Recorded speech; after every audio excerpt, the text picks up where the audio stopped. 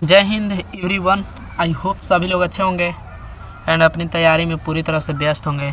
जैसे कि अब आप लोग को पता है कि ज़्यादा आपके जो एग्ज़ाम है उसमें ज़्यादा समय नहीं बचा हुआ है, तो आप लोग पूरी तरह से अपनी तैयारी में व्यस्त होंगे। इधर उधर के चीज़ों में थोड़ा कम इन्वॉल्व होने की कोशिश कीजिएगा एंड पढ़ाई में मतलब कि अपने आप को पूरी तरह झोंक दीजिए। चलिए, आपके मतलब स्टडी को थोड़ा सा सिंपल करने के लिए मैं लेके आ गया हूँ कंप्लीट फिजिक्स का एक वन शॉट लेक्चर। ठीक है, इसमें हम लोग क्या देखेंगे सर? तो इसमें देखेंगे कंप्लीट फिजिक्स, मतलब कम फिजिक्स से जितना भी क्वेश्चन बन सकता है उस पूरा का पूरा देखेंगे हम लोग। पूरा कंप्लीट फिजिक्स से क्वेश्चन देखने वाले हैं। ठीक है, तो आप लोग इस वीडियो को शुरू से लेकर लास्ट तक ज़रूर देखना। एंड देखो भाई, एक मतलब कि आप लोगों से एक निवेदन है कि अपने भाई मतलब मुझे थोड़ा सपोर्ट कीजिए, तभी मैं आप लोगों को ज़्यादा से ज़्यादा आप लोगों के लिए ज़्यादा से ज़्यादा मेहनत करूँगा। और उसके लिए क्या करना होगा, तो आपको थोड़ा लाइक ज़्यादा कीजिएगा, लाइक कीजिए एंड शेयर कीजिए एंड सब्सक्राइब कर दीजिए सभी लोग। ठीक है, ताकि आपको पूरी तरह से मतलब कि ये जब भी मैं चैनल पर अपलोड करूं वीडियो तो आपको लेक्चर मिल जाए फ्री में। और इसका पीडीएफ देखो बाबू, मैं आपके लिए इतना मेहनत किया हूं, तो अपने भाई के लिए, अपने भैया के लिए इतना भी नहीं कर सकते हो आप कि अपने दोस्तों के साथ शेयर कर सकते हो? अपने दोस्तों के साथ, सभी दोस्तों के साथ शेयर कर देना है। एंड मैं ये पीडीएफ आपको फ्री में दे दूँगा, मैं इसका कोई चार्ज नहीं करूँगा। ठीक है, फ्री में आपको पीडीएफ मिलेगा, सारा कुछ फ्री में मैं कर दूँगा। ठीक है, आप लोग को थोड़ा सा मतलब वही लाइक कर देना है। तो इस वीडियो का मैं टारगेट देता हूँ को 50+ लाइक्स करना है। ठीक है, तो मैं अगला वीडियो 50+ जैसे ही लाइक्स हो जाएगा तो मैं अगला वीडियो बायोलॉजी, कंप्लीट बायोलॉजी का लेके आ जाऊँगा। ठीक है, कंप्लीट बायोलॉजी का लेके आ जाऊँगा। इस पर 50+ जैसे ही आपका होगा तो मैं कंप्लीट बायोलॉजी का लेक्चर लेके आ जाऊँगा। ठीक है, तो 50+ लाइक याद रखिएगा, आपका टारगेट है।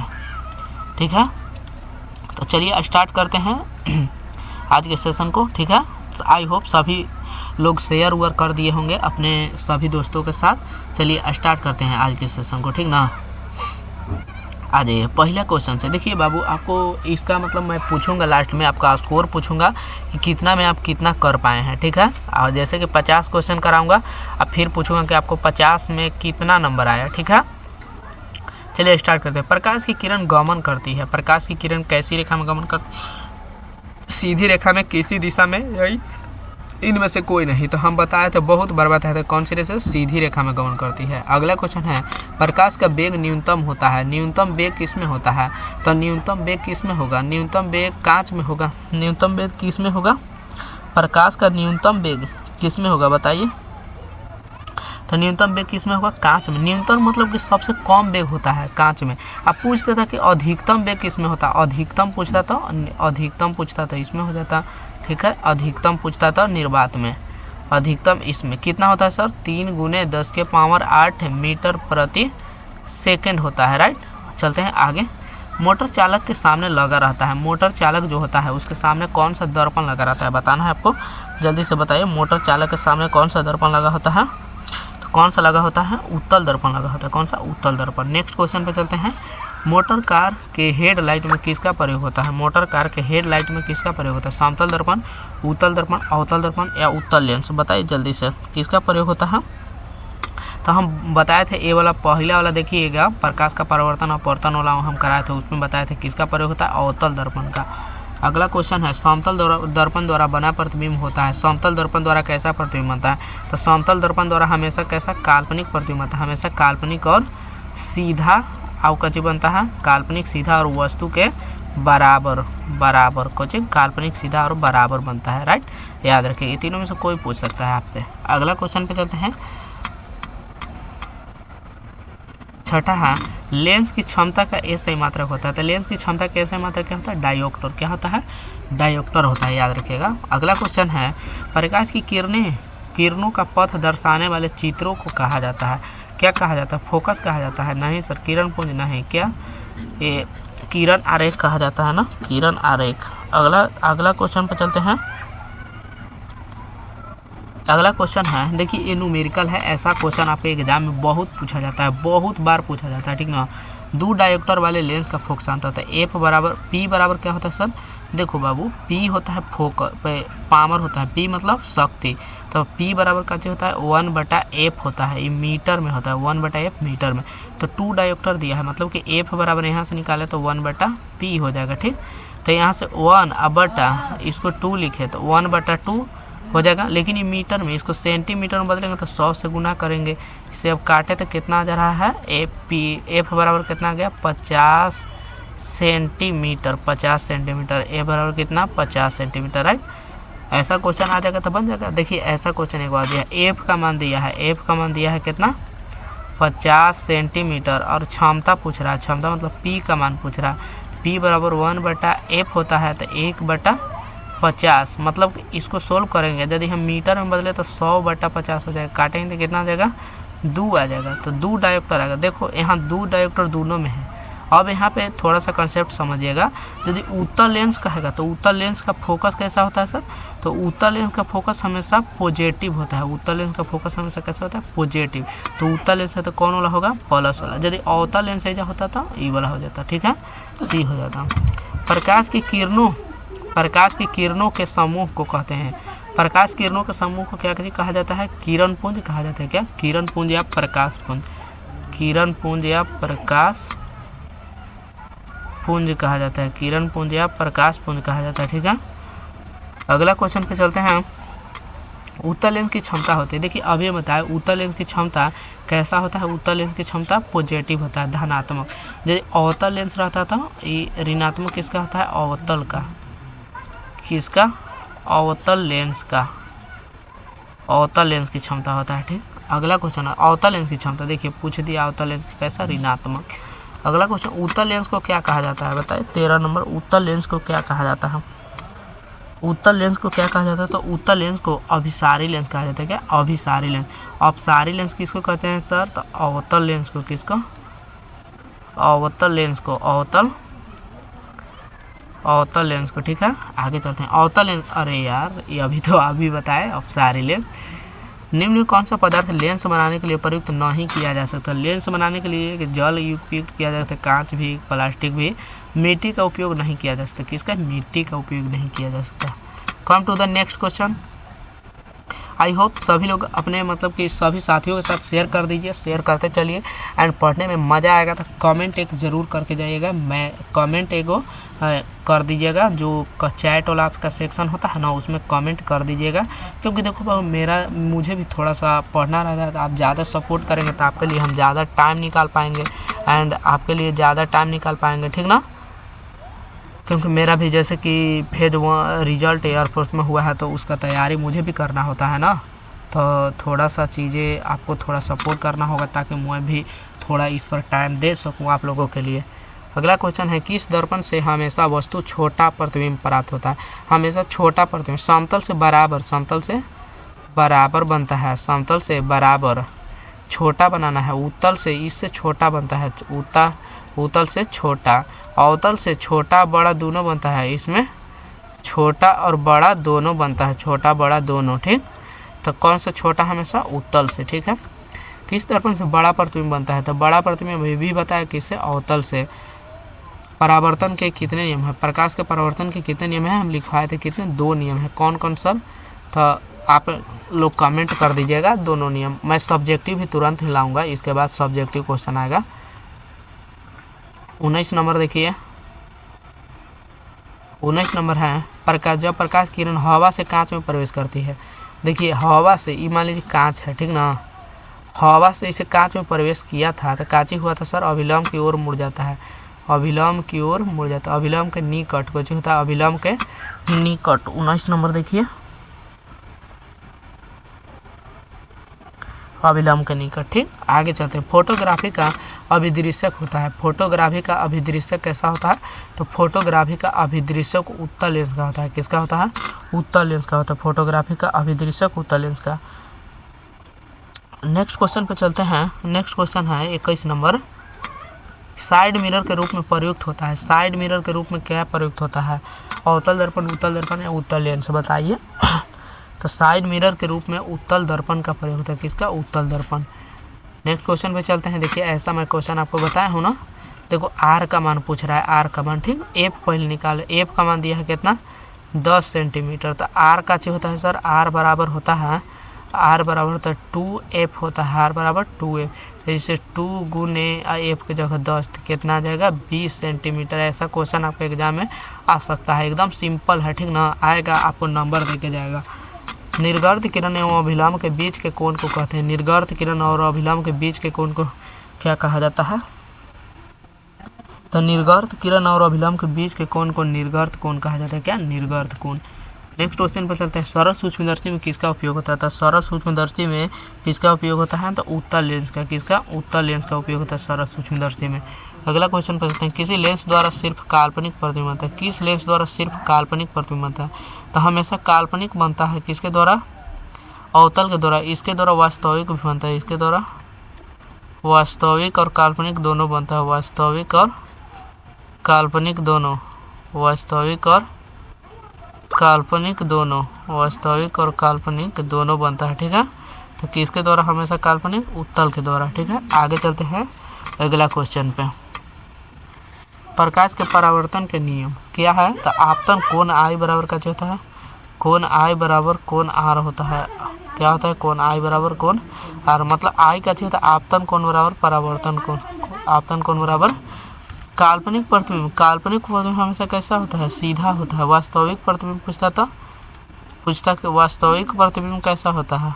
देखिए आप एग्जाम देने जाइएगा ना तो बहुत सारा क्वेश्चन यहीं से आपको देखने। तो वास्तविक कैसा होता है? वास्तविक प्रतिबिंब उल्टा होता है। कैसा होता है? उल्टा, याद रखिएगा।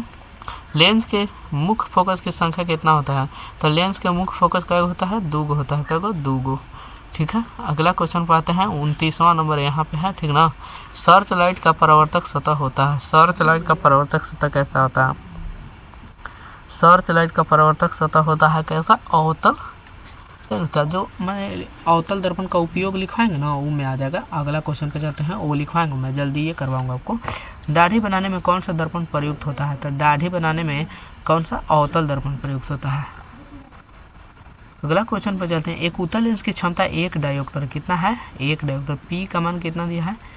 1 डायोप्टर। डायोप्टर को डी, तो उत्तल लेंस के फोकस देते हैं। एफ बराबर का जो होगा 1 बटा हो जाएगा पी, लेकिन यहाँ 1 डायोप्टर होता है। 1 बी का चीज मीटर है, इसको सेंटीमीटर में बदलेंगे तो 100 सेंटीमीटर हो जाएगा, 100 सेंटीमीटर। अब देखो उत्तल लेंस है तो कची होगा? -16 होगा? नहीं सर, -16 तो पहले ही कट गया, और +16 होगा तो कौन होगा? +100 सेंटीमीटर। किसी गोलीय दर्पण तथा किसी पतले गोलीय लेंस की फोकस दूरियाँ -15 है, -15 है, ठीक ना। कितना दिया है? -15। ध्यान से देखिए, माइनस यहाँ पे छूट गया है, ठीक ना। -15 है तो बताना है कि दोनों का चाहिए, दर्पण और लेंस। देखो माइनस जैसे ही लिखे तो कोची मारेंगे? अवतल। दोनों का चाहिए हो जाएगा अवतल, अवतल, दोनों अवतल। कोची हो जाएगा? दोनों अवतल हो जाएगा। प्लस रहता था दोनों उत्तल हो जाता, राइट। प्रकाश के अपवर्तनों के 2 नियम होता है। अपवर्तन के कई 2 होता है, ठीक ना। अगला है किसी माध्यम का अपवर्तनांक का मान होता है। तो अपवर्तनांक म्यू, अपवर्तनांक का मान का होता है? तो साइन आई बटा साइन आर। क्या होता है? साइन आई बटा साइन आर होता है। इसी को अपवर्तनांक बोला जाता है। इसको म्यू है ना, म्यू को अपवर्तनांक बोला जाता है, राइट। साइन आई बटा साइन आर। एक उत्तल लेंस होता है। उत्तल लेंस कैसा होता है बताइए? तो उत्तल लेंस ऐसा होता है ना, ऐसा होता है उत्तल लेंस। तो इसका डेफिनेशन होता है सभी जगह समान मोटा है। नहीं सर, सभी जगह कहाँ समान? बीच के अपेक्षा किनारों पर मोटा। बीच के अपेक्षा किनारों पर मोटा है, किनारों के अपेक्षा बीच में मोटा। हाँ, सी है, किनारों के अपेक्षा बीच में मोटा है, ठीक। आपको ऐसा भी क्वेश्चन देखने को मिलेगा आपके एग्जाम में बहुत सारा, ठीक है। आगे क्वेश्चन है लेंस के आवर्धन एम बराबर का होता है? एम बराबर होता है भी बटा यू। भी बटा यू में ऑप्शन नहीं है का, डी हम मार देते हैं आपका भी बटा यू।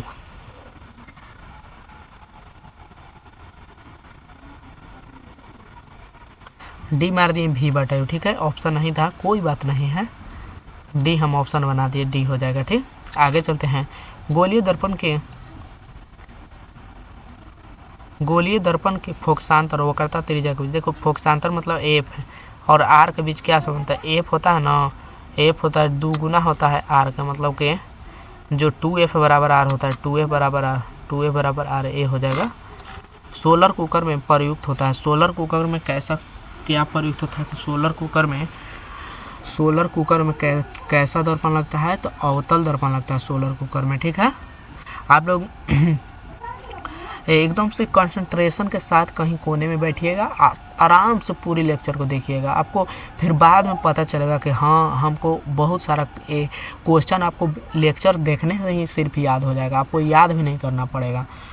ठीक है, आगे क्वेश्चन में चलते हैं। उत्तल लेंस में बना प्रतिबिंब होता है, तो उत्तल लेंस में कैसा प्रतिबिंब बनता है? तो बराबर बनता है ना, बराबर ना, वास्तविक बनता है। उत्तल में वास्तविक ना, वास्तविक, अरे वास्तविक तो बनता है ना उत्तल में। यहाँ पे देखते हैं वास्तविक और सीधा। उत्तल लेंस में कैसा प्रतिबिंब बनता है? तो उत्तल लेंस में वास्तविक और सीधा है, ये लगता है कि नहीं बनता है। बताइए कौन सा हो जाएगा? 39 के देखिए, तो कौन सा हो जाएगा? वास्तविक और उल्टा हो जाएगा। ठीक है, अगला है, जब उत्तल लेंस में बीम 2f और f के बीच रखा जाता है तो प्रतिबिंब बनता है। देखिए उत्तल लेंस ऐसा होता है ना, प्रतिबिंब को देखिए ई होता है, ध्रुव होता है, यहाँ पे f होता है, यहाँ पे 2f होता है, यहाँ पे 2f होता है। तो यहाँ पे जब रखते हैं तो कैसा प्रतिबिंब बनता है? आपको बनता है, यहाँ से जाता है प्रकाश की किरण और यहाँ से गया प्रकाश की किरण और यहाँ एफ से होकर ऐसे गुजरता है, एफ से होकर गुजरता है, दूसरा प्रकाश की किरण यहाँ से गुजरता है। तो कहाँ पे बनता है बताइए? कैसा प्रतिबिंब बनता है? तो कैसा प्रतिबिंब बनता है? कैसा बनता है? बड़ा और वास्तविक बनता है। कैसा? बड़ा और वास्तविक बनता है, ये हो जाएगा। आगे चलते हैं, इनमें कौन दर्पण सूत्र कौन है? बताना है आपको कि दर्पण सूत्र कौन है निम्न में से। दर्पण सूत्र हम जानते हैं क्या होता है, 1/f बराबर 1/v प्लस 1/u होता है। ये दर्पण सूत्र होता है। क्या होता है? दर्पण सूत्र। अब लेंस सूत्र कहता है कि लेंस फार्मूला। देखिए हम दर्पण सूत्र ये वाला प्रूव करवाए हैं, ठीक। अगर नहीं देखे होंगे तो देख लीजिएगा, 5 नंबर में 6 नंबर वाला आता है, 6 नंबर में, ठीक ना। लेंस फार्मूला, लेंस फार्मूला क्या होता है? तो लेंस फार्मूला होता है 1/f बराबर 1/v माइनस 1/u। ये वाला भी याद रखिएगा, ठीक है। तो ई कौन वाला हो जाएगा? ए हो जाएगा, ठीक। निर्वात में प्रकाश की, चलिए हम बता देते हैं, 3 गुने ई पावर में है 10 के पावर 8 मीटर प्रति सेकंड, ये हो जाएगा। दंत विशेषज्ञ द्वारा कौन सा दर्पण उपयुक्त किया जाता है? बताना है आपको, बताइए कौन सा उपयुक्त किया जाता है? अवतल दर्पण, समतल, उत्तल या सभी? अवतल दर्पण का उपयोग किया जाता है। कौन सा? अवतल। उत्तल लेंस का मुख्य फोकस पर रखे प्रतिबिंब की स्थिति, मुख्य फोकस पर रख रहे हैं, कहाँ पे? मुख्य फोकस मतलब एफ पर रखेंगे तो कहाँ पे बनेगा सर? अनंत पर बनेगा। कहाँ पे बनेगा? अनंत पर। कहाँ पे? अनंत पर। एफ पर रखेंगे तो अनंत पर रखेगा, और 2f पर रखेंगे तो 2f पर बनेगा, 2f पर रखेंगे तो 2f पर बनेगा, ठीक है। तो याद रखिएगा, ये दोनों कंडीशन बहुत इंपॉर्टेंट है। आगे चलते हैं, हाँ ये वाला देखते हैं, 45 नंबर। देखिए 45 नंबर ध्यान से देखिए, किसी अवतल लेंस के सामने अनंत पर रखेंगे तो कहाँ बनेगा? तो देखो कौन है गया, हाँ एफ पर रखे थे तो अनंत पर बना था, तो अनंत पर रखेंगे तो एफ पर बनेगा, कहाँ पे? एफ पे, फोकस पर बनेगा, कहाँ? फोकस पे, ठीक है। आगे चलते हैं, अगला क्वेश्चन, अगला क्वेश्चन पे देखिए,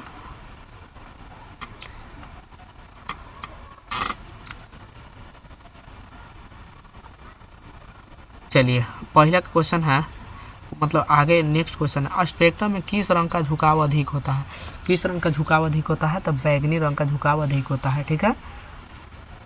आई होप क्लियर होगा ये वाला क्वेश्चन, ठीक ना। स्पेक्ट्रम जो आप पढ़े होंगे,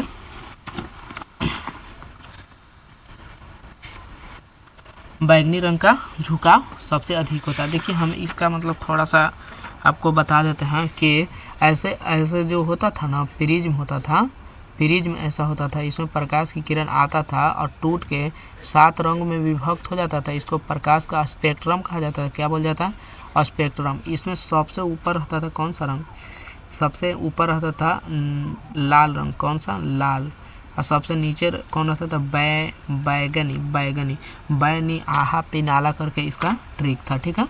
निकट दृष्टि दोष को दूर करने के लिए कौन सा लेंस का व्यवहार करता है? निकट है, देखो एगो होता है निकट, यहाँ पे लिखता हूँ, ध्यान से देखिएगा, एगो होता है निकट, निकट दृष्टि दोष। कौन सा? निकट दृष्टि दोष। एगो लिखिएगा दूर दृष्टि दोष। दूर दृष्टि दोष, देखिएगा ध्यान से मैं कैसे इसको याद कराता हूँ। दूर दृष्टि दोष। देखिए निकट दृष्टि दोष पहले लिख देते हैं, फिर बाद में आपको बताएंगे। निकट को कौन सा लेंस? अवतल लेंस। कौन सा? अवतल लेंस। इसको कौन सा? उत्तल लेंस। कौन सा? उत्तल लेंस। कौन सा? उत्तल लेंस। ठीक है, चलो याद रखिएगा, यहाँ से क्वेश्चन आपको बनेगा। देखिए निकट, अब ध्यान से देखिए मेरा ट्रिक क्या था, मैं कैसे याद आपको करवाऊंगा। तो देखिए निकट में कई गो अक्षर है? एगो, दूगो, तीन गो, और इसमें एगो, दूगो। तो बड़ा कौन है? बड़ा है निकट। बड़ा में निकट में तीन गो अक्षर है, इसमें दूगो। तो निकट में ज़्यादा अक्षर है तो ज़्यादा अक्षर वाला होगा, ज़्यादा अक्षर है तो ज़्यादा अक्षर वाला होगा। ध्यान से, ज़्यादा अक्षर है तो ज़्यादा अक्षर वाला इलाज करेगा। और इसमें देखिए दूर में दुइये गो अक्षरे है तो इसको कम अक्षर वाला या मतलब कि दूर करेगा। याद हो गया? देखिए निकट में कम अक्षर है तो कम अक्षर वाला इसको दूर करेगा, एंड दूर में निकट में ज़्यादा अक्षर है तो ज़्यादा अक्षर वाला दूर करेगा। निकट में कम अक्षर है तो कम अक्षर वाला दूर करेगा। ऐसे भी याद रखिए। देखो इसका नाम छोटा, छोटा नाम है तो छोटा वाला नाम वाला इसको दूर करेगा। इसका बड़ा नाम है तो बड़ा वाला दूर करेगा। ठीक, याद रखिएगा ऐसे। तो इसमें कौन सा है? निकट दृष्टि दोष है तो कौन सा लेंस लगेगा? निकट दृष्टि दोष में कौन सा लेंस लगेगा?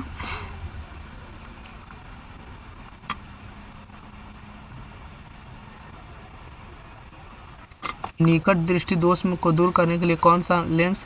तो निकट में, निकट का जी नाम बड़ा है, नाम बड़ा है तो बड़ा वाला दूर अवतल लेंस। ठीक, सामान्य दृष्टि के वयस्क के लिए सुस्पष्ट की अल्पतम दूरी कितनी होती है? सामान्य दृष्टि के लिए अल्पतम दूरी कितनी है? तो 25 सेंटीमीटर। डी इसको बोला जाता है। डी बराबर कितना होता है? 25 सेंटीमीटर। आगे चलते हैं। देखिए मैं यहाँ आपको छाट के क्वेश्चन लाया हूँ जो आपके एग्जाम में पूछा जाएगा।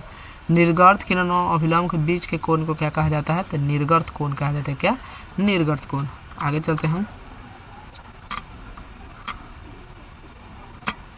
दृश्य प्रकाश में किस वर्ण का तरंग दैर्घ्य अधिकतम होता है? तो तरंग दैर्घ्य अधिकतम किसका होता है बताइए? तो तरंग दैर्घ्य अधिकतम लाल का होता है। न्यूनतम पूछता तो न्यूनतम बैगनी का हो जाता है। न्यूनतम किसका हो जाता है? बैगनी का। ठीक है, इसका न्यूनतम होता है। मानव नेत्र में जिस भाग पर वस्तु का प्रतिबिंब बनता है, प्रतिबिंब कहाँ पर बनता है? कॉर्निया पर। कहाँ? कॉर्निया पर। कॉर्निया पर ये हो जाएगा। किसी वस्तु का प्रतिबिंब आँख के जिस भाग पर पड़ता है वह है। किसी वस्तु का प्रतिबिंब देखो यहाँ पड़ रहा है, वहाँ बन रहा था, तो जिस पर पड़ता है वो है कौन है वो? तो retina. Retina, retina. Sorry guys,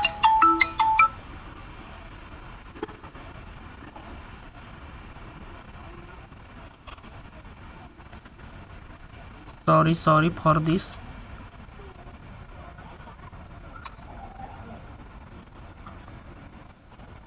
चलिए आगे देखते हैं अगला क्वेश्चन पर। एक स्वस्थ आंख के लिए दूर बिंदु होता है। स्वस्थ आंख के लिए दूर बिंदु कितना होता है? 25 सेंटीमीटर। ठीक ना, याद रखिएगा इसको। अगला क्वेश्चन, जो नेत्र निकट स्थित वस्तु को साफ नहीं देख सकता। अब देखो जो निकट स्थित को साफ नहीं ना देख सकता उसमें निकट दोष है। कैसा है? निकट दृष्टि दोष। और जो दूर के वस्तु को साफ नहीं देखा ओकरा में दूर दृष्टि दोष। ओकरा में दूर दृष्टि दोष होगा। ओकरा में दूर दृष्टि दोष। ठीक, दूर दृष्टि दोष होगा। आगे चलते हैं, ये वाला क्लियर होगा। आगे चलिए, आ जाइए आगे क्वेश्चन पे। थोड़ा सा देखिएगा, ध्यान से देखिएगा। किसी कोलाइडी बिलियन के निलंबन कणों से प्रकाश का प्रकीर्णन को कहा जाता है। क्या कहा जाता है? तो क्या कहा जाता है? टिंडल प्रभाव कहा जाता है। क्या? टिंडल प्रभाव। याद रखिएगा इसको, टिंडल प्रभाव कहा जाता है। चंद्रमा पर खड़े अंतरिक्ष यात्री का आकाश कैसा प्रतीत होता है? चंद्रमा पर खड़ा व्यक्ति को आकाश कैसा प्रतीत होता है? काला प्रतीत होता है। कैसा? काला प्रतीत होता है। ठीक है, आगे चलते हैं नेक्स्ट क्वेश्चन पर। 12 नंबर देखिए, स्पेक्ट्रम प्राप्त करने के लिए किसका प्रयोग किया जाता है? तो स्पेक्ट्रम प्राप्त करने के लिए प्रिज्म का प्रयोग किया जाता था। ऐसे बताए थे ना कि स्पेक्ट्रम ऐसे बनावे लगे रहता है। तो ये काची है? 3 गो ऐसे दिखाया रहा है कि 3 गो से घिरा है, लेकिन ये 5 सतह, इसमें कितना सतह होता है? 5 सतह। तो किसका प्रयोग किया जाता है? प्रिज्म का प्रयोग किया जाता है। ठीक है, आगे चलते हैं।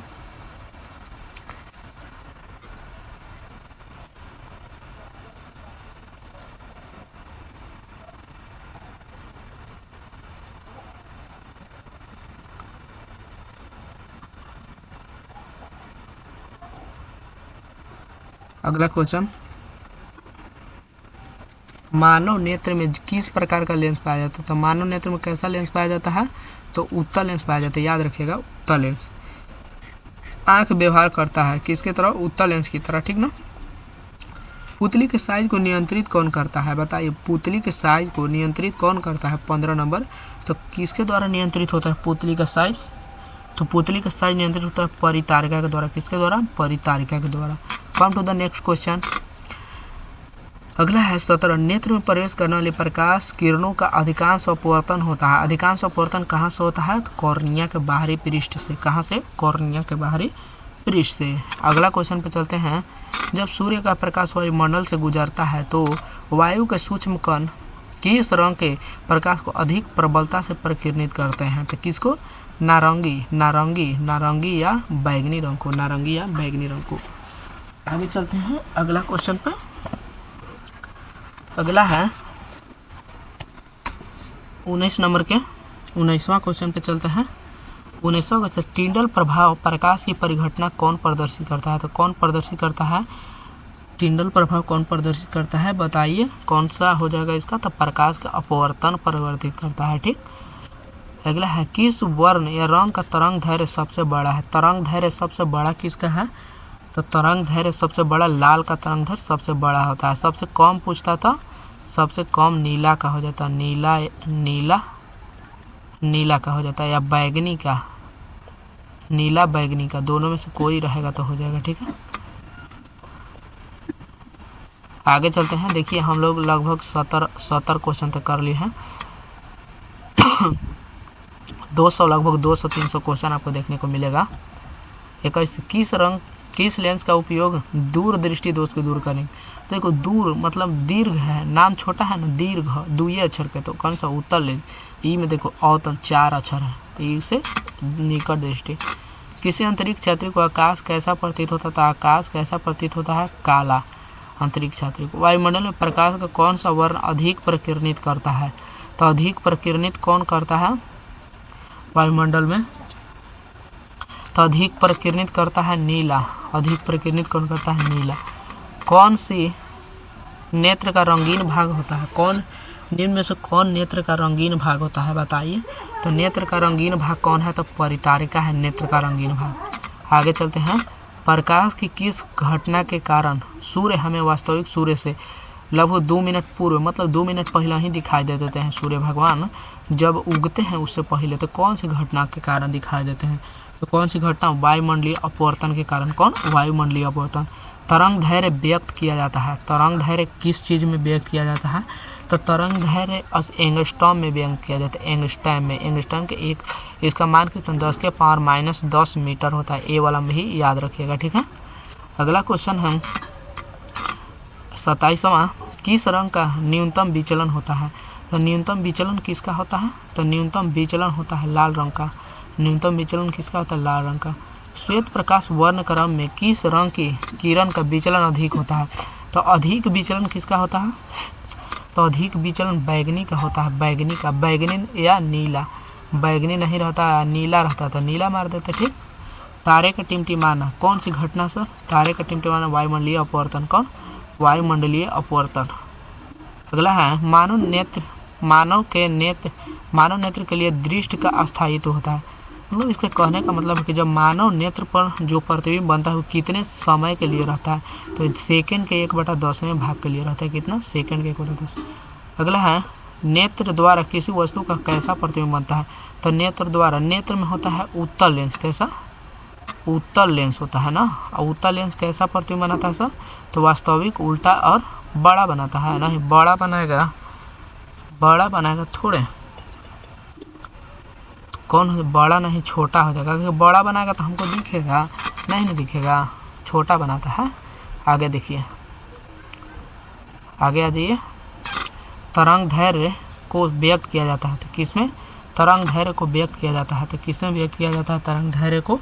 तो तरंग दैर्घ्य को व्यक्त किया जाता है मीटर में। किसमें? मीटर में। प्रकाश का प्राथमिक वर्ण कौन है? तो प्राथमिक वर्ण कौन है? मतलब प्राथमिक रंग कौन कौन है? तो कौन है? तो देखिए याद रखिएगा, ये बहुत इम्पोर्टेंट है। प्राथमिक रंग, प्राथमिक वर्ण या रंग, ठीक है, प्राथमिक वर्ण, ठीक है। इसमें लिखिए कौन कौन सा है, तो है नीला, हरा और लाल, नीला, नीला, हरा और लाल, नीला, हरा और लाल प्राथमिक रंग है, ठीक है। इसी से मिलकर सारे कलर बना है, जो इतना भी दुनिया में आपको कलर दिखाई देता है ना, सब यह तीनों से मिलकर बना होता है, यह तीनों से मिलकर बना होता है। अगला है 34 नंबर, एक प्रिज्म कितने सतहों से घिरा होता है, तो प्रिज्म 5 सतह से घिरा होता है। ऐसा नहीं होता है, देखने में लगता है त्रिभुज जैसा, लेकिन ये 5 सतह से घिरा रहता है। श्वेत प्रकाश में वर्ण विक्षेपण उत्पन्न करता है, श्वेत प्रकाश में वर्ण विक्षेपण कौन उत्पन्न करता है बताइए, तो वर्ण विक्षेपण प्रिज्म उत्पन्न करता है। कौन? प्रिज्म उत्पन्न करता है वर्ण विक्षेपण। अगला क्वेश्चन है, प्रकाश का तरंग दैर्घ्य, न्यूनतम तरंग दैर्घ्य कितना होता है प्रकाश का, तो प्रकाश का न्यूनतम तरंग दैर्घ्य होता है 380 मीटर, कितना, सॉरी 380 नैनोमीटर होता है, कितना, 380 नैनोमीटर। अगला है, दूरदृष्टि दोष वाला नेत्र साफ साफ देख सकता है, तो कैसे दूरदृष्टि दोष वाला दूर की वस्तु को साफ साफ देख सकता है, ठीक ना। आई होप अच्छा लग रहा होगा आप लोगों को। चलते हैं आगे, ठीक ना, अगला क्वेश्चन पे। आकाश का नीला रंग होना किस परिघटना का परिणाम है, तो आकाश का नीला रंग होना किस परिघटना का परिणाम है, तो किसका परिणाम, प्रकाश के प्रकीर्णन का, प्रकाश के प्रकीर्णन का। अगला देखते हैं, इंद्रधनुष रंगीन क्यों होता है, तो बताइए इंद्रधनुष रंगीन क्यों होता है, तो इंद्रधनुष रंगीन क्यों होता है बताना है आपको। तो इंद्रधनुष रंगीन होता है जल कण द्वारा श्वेत प्रकाश के वर्ण विक्षेपण द्वारा। जो जल कण होता है ना वायुमंडल में, ऐसा ऐसा ऐसे छोटा छोटा कण होता है, उसके द्वारा क्या होता है, छोटा छोटा ऐसे कण होता है, उसके द्वारा क्या होता है कि प्रकाश को अवशोषित कर लिया जाता है। अरे यार कहाँ चल गया, आज यहाँ पे जब सन से, मान लीजिए कि यहाँ सन है, यहाँ से इसे लाइट आता है तो इसको अवशोषित कर लेता है, ऑब्जर्व कर लिया, अब बाद में इसको रिफ्लेक्ट करेगा, तो उसी के कारण होता है, ठीक ना, इंद्रधनुष बनता है। आगे देखते हैं, आँख के लेंस वक्रता त्रिज्या को नियंत्रित करती है, आँख के लेंस की वक्रता त्रिज्या को नियंत्रित करते हैं किसके द्वारा, पछमावी पेशियाँ द्वारा, किसके द्वारा, पछमावी पेशियाँ के द्वारा किया जाता है। आगे आ जाइए, come to the next question 41, कुछ बादलों का रंग उजला क्यों होता है, तो उजला रंग बादल के क्यों होता है, पूछ सकता है आपको से क्वेश्चन में कि बादल जो होता है उजला रंग काहे होता है, तो काहे होता है सर, प्रकीर्णन के कारण होता है। कैसे, प्रकीर्णन कारण। मानव की आंख में श्वेत प्रवेश करने वाली प्रकाश की मात्रा को नियंत्रित किया जाता है किसके द्वारा, पछमावी पेशियों के द्वारा, किसके द्वारा, सॉरी पछमावी पेशियों के ना, प्रकाश को पुतली द्वारा, किसके द्वारा, पुतली द्वारा नियंत्रित किया जाता है, ठीक है।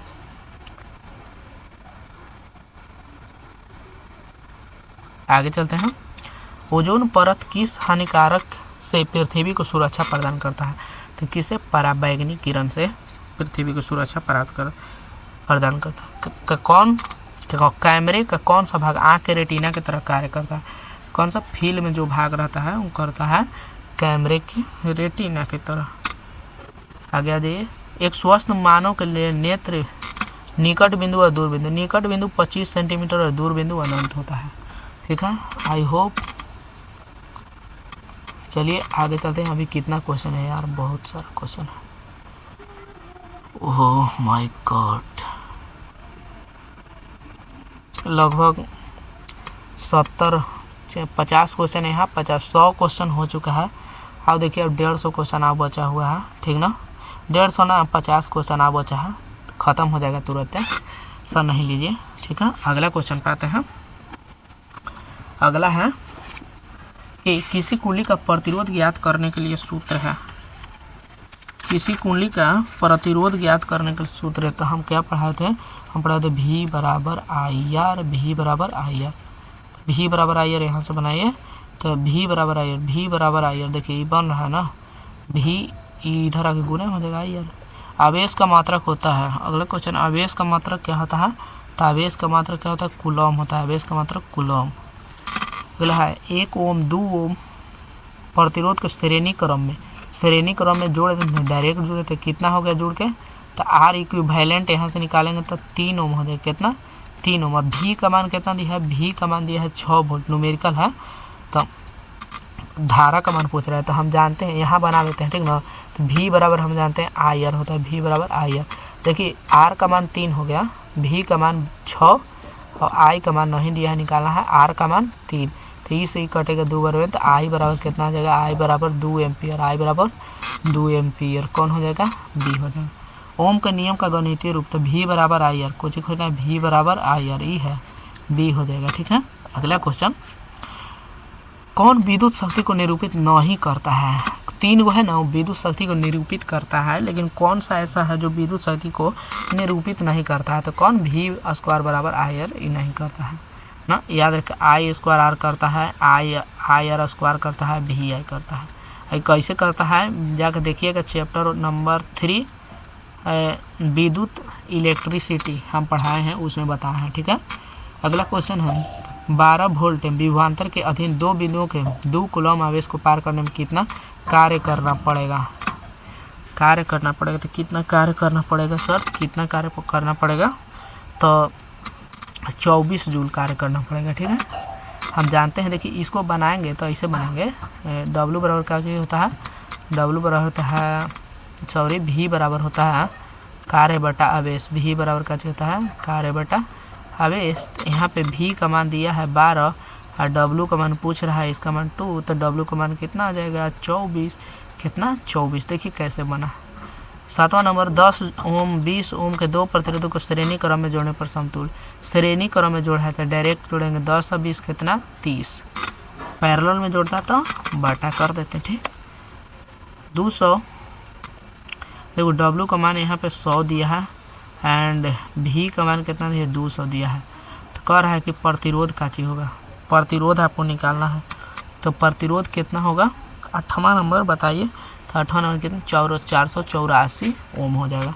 विद्युत शक्ति का एसआई मात्रक कितना क्या होता है, तो विद्युत शक्ति का एसआई मात्रक होता है वाट होता है। ठीक है, आप लोग इसका वीडियो का टारगेट याद रखिएगा, 50 लाइक प्लस करना है। ठीक ना, 50 प्लस लाइक्स करना है, तभी आपका कंप्लीट सभी चीज़ का आ जाएगा। जैसे हिस्ट्री कंप्लीट आ जाएगा, ठीक है, कंप्लीट हिस्ट्री का आपको मिल जाएगा लेक्चर, कंप्लीट जियोग्राफी, ऐसे सब।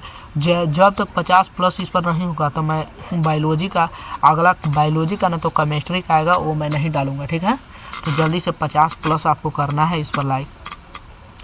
आगे चलिए, अगला क्वेश्चन, विद्युत बल्ब का तंतु बना होता है, तंतु किससे बना होता है, टंगस्टन से का बना होता है, किसका, टंगस्टन का। किसी विद्युत बल्ब पर 200 वोल्ट और 50 और 100 वाट अंकित है। जब इसे 110 वोल्ट के से पर प्रचारित करते हैं तो इसके द्वारा उपयुक्त शक्ति होगा, शक्ति कितना उपयुक्त होगा बताइए। 11 नंबर कितना होगा, तो 50 वाट होगा। ठीक है, यहाँ पर ज़्यादा टाइम नहीं तो सोल्व करके हम दिखा देते हैं। यदि इसका डिटेल वाला सोल्यूशन देखना है, न्यूमेरिकल है, तो चैप्टर नंबर 3 इसी चैनल पर जाकर देखिएगा प्ले लिस्ट में। ठीक है, आगे चलते हैं, किसी चालक के छोरों के विभवांतर भी और भी आधा प्रतिरोध आर प्रवाहित धाराएं, तो संबंध पूछे तो भी बराबर आई आर होता है। ये खाली ये को संबंध याद रखिएगा, इसी को इधर उधर करके दे देगा तो भी बराबर आई आर। देखिए भी बराबर आई आर, ये है भी बराबर आई आर, मतलब ई इधर आके गुना हो जाएगा।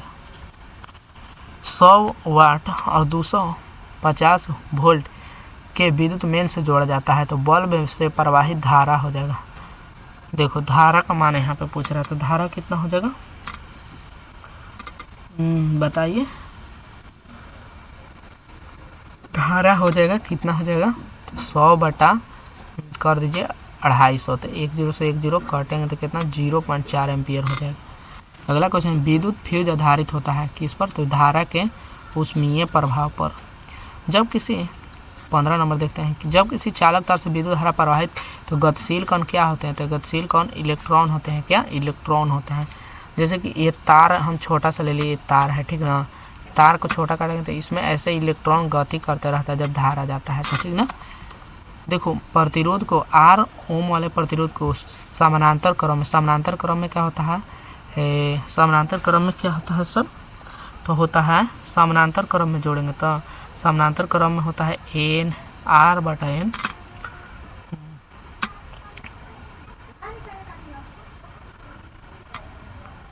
एन बटा आर होता है ना।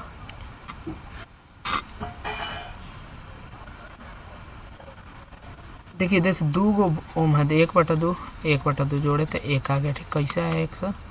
2 गो था 1/2 तो एन बटा आर। ठीक है ना, बी हो जाएगा। अगला है 1 कूलम में कितने प्रोटॉन होता है? प्रोटॉन, विद्युत आवेश कितने प्रोटॉन से बनता है? तो कितने प्रोटॉन से बनता है 1 कूलम?